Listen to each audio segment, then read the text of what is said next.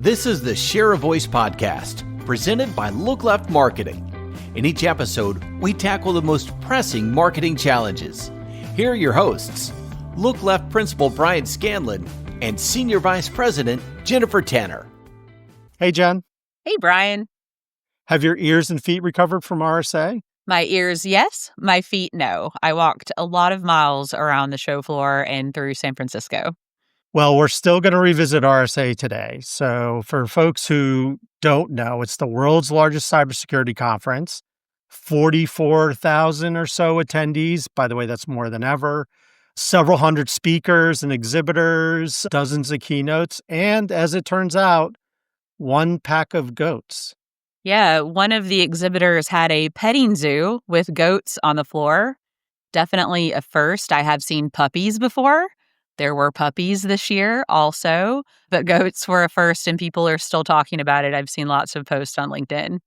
We're not going to rehash every exhibit at the show, but today we're going to talk about what we saw as takeaways, but also more importantly, what clients told us were takeaways. We had several clients at the show.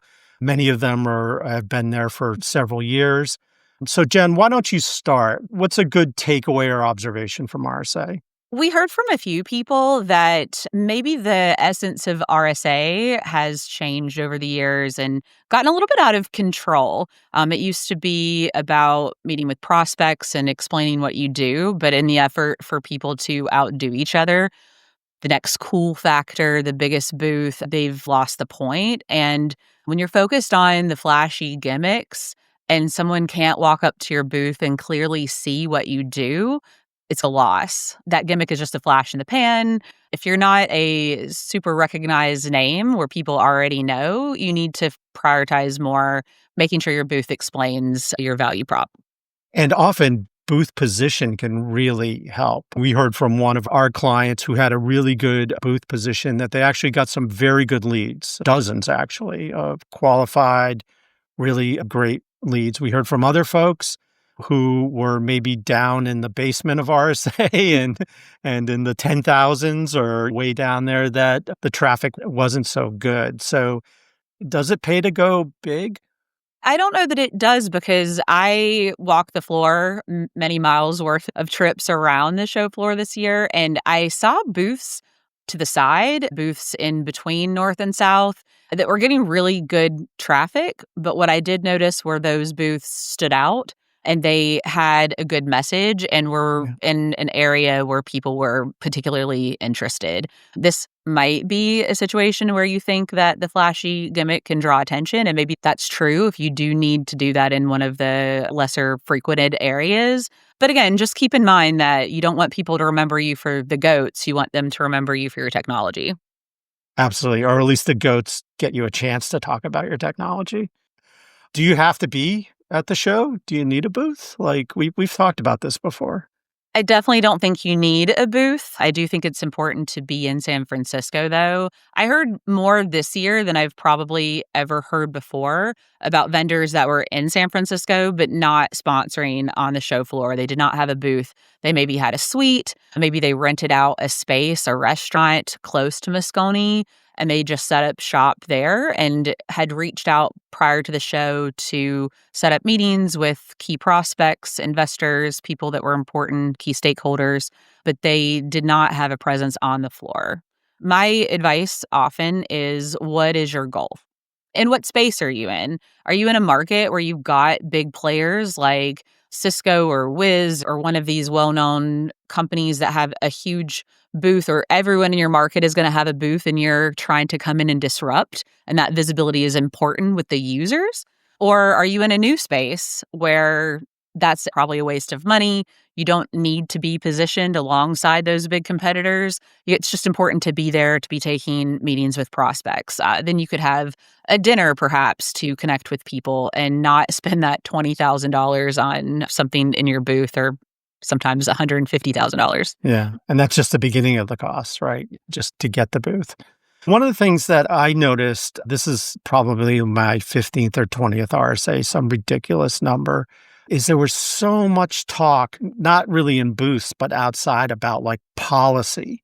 And I think it's a sign of the times with what's going on in politics and the White House, the shifts in the feelings of how policy and government is really affecting the industry. There's always nation state actors. That is like a constant theme that we always hear. But people asking, like, what is going to happen? Is it going to be AI regulation or deregulation? Are we going to get resources and continued aggressive work against those nation states that might be doing that work? What does it mean to do business with the government and to have security clearance and to be a trusted advisor charged with deploying technology and protecting them? And it was more questions than answers, for sure. People were like, we are in what feels like changing times. Yeah, I didn't have as many conversations about policy, but then again, I spoke with a lot of people on the floor and at networking events more about their technology. So that's interesting. And what one thing that I found really interesting, you did this really great LinkedIn post. There's just so much noise and so much technology and now farm animals. But there are actually some really good like human moments still and takeaways. Do you want to recap what you did on LinkedIn? Sure. I attended the Cloudflare had a women in tech networking event, and I went as a woman in tech and security to hopefully make some connections, which I did. It was a great event, but they had Peekaboo Street, Olympic skier, as one of their speakers. And there was a great conversation on a panel where she shared some advice and they talked about some applied lessons and things like that. But afterwards, I had an opportunity to speak with her directly. Wow. At first, I didn't think I had a lot to say because my son is a competitive swimmer. We live on an island. We go to the beach. We're summer sports, definitely not winter sports. I've never been on a pair of skis in my life. And I told her that, and she suggested I give it a shot anyway, obviously trying to convince me to join her favorite sport. And I told her I was terrified of heights. And she suggested that there's many ways to get to the top. But more importantly, if what you're worried about on the way down is speed and losing control, that control is at the bottom of the turn.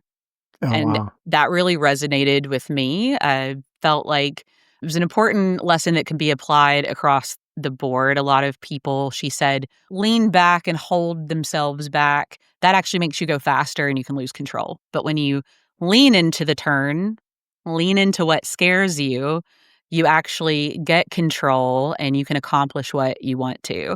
And I just thought that was such a cool piece of advice. I'm taking it to heart and applying it across different areas of my life.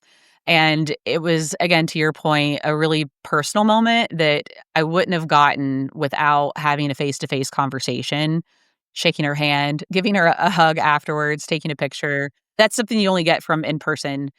And that kind of calls back to, I think, how RSA has revived post-COVID. The first Yeah. year or two, there weren't as many people there for sure. This year, record attendance. I'm sure that there were a lot of those moments between people. We were sitting and having a meeting, but it's still a bit of a small community. And in that meeting, people were walking by and being like, hey, and waving and all of that. I always enjoy having some miles on me in this industry for sure, that there are people that I always see every year that I haven't talked to in 3 years or 5 years, or that I really enjoy meeting with every year. If there's one security researcher, we have lunch every single year. We talk about what's happening in work-related stuff, but he's working on land preservation and building recreational trails in Oregon. As you know, I love to go in the woods and take pictures. And finding those like really human moments, I think, are just, they still exist Absolutely. despite the noise. And to your point, we got away from that stuff for, it felt like a long time.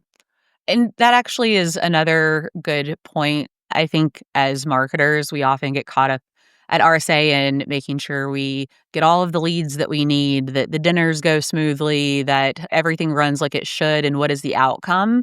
But let's not forget that it's also an opportunity to connect with your peers. Yeah. To your point, I also saw a lot of friends, and it was really great to say, hey, what are you doing right now? What is working for you? What's not working for you? And you can connect with them on a personal level, but also learn a little bit from yourself. I also attended the Cybersecurity Marketing Society's networking event, and there was a lot of that happening. I saw a lot of hugs, a lot of reconnection between marketers in the space. Had a lot of fun, some really cute cocktails, call out to them, but also just a lot of sharing best practices and seeing where people are at and what they're doing. All right. We usually end every episode with one big takeaway. What do you think is the one big takeaway as soon as you're done listening or watching? Go do it. This comes from a client, so not going to take credit, but I think that for marketers, it's an opportunity to step back and assess your messaging and your activities for the rest of the year. RSA is an opportunity to see what all of your competitors are doing.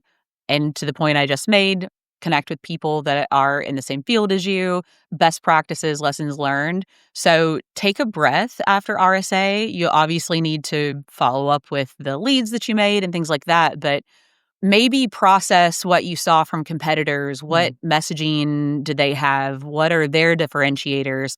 And how can you maybe tweak what you're doing to stand out against them? You just got the inside scoop. Maybe it's a point to reconsider. So steal like an artist. Maybe not steal.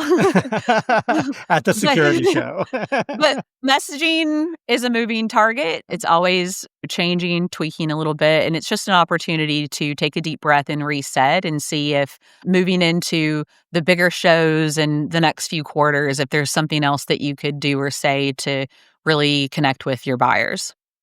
Great, Jen. Great catching up. Yeah, absolutely. This has been the Share a Voice podcast, presented by Look Left Marketing. Subscribe today at Spotify, Apple Podcasts, YouTube, or wherever you get your podcasts. For more B2B marketing insight, visit us at lookleftmarketing.com.